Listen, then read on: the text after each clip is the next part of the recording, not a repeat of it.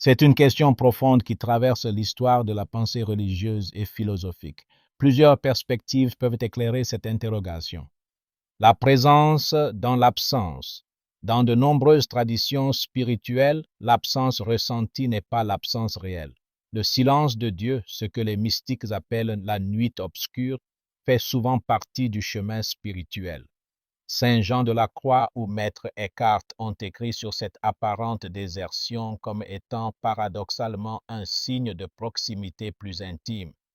Le royaume comme dimension plutôt que lieu, la plupart des traditions théologiques ne situent pas le règne de Dieu sur une planète physique, mais plutôt comme une dimension de réalité accessible ici et maintenant. Le royaume de Dieu est au milieu de vous. Luc 17, 21 suggère une immanence plutôt qu'une localisation spatiale.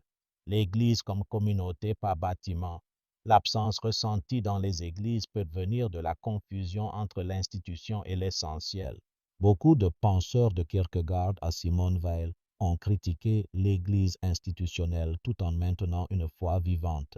L'absence y serait alors le symptôme d'une distance prise avec les formes vides, pas nécessairement avec le fond.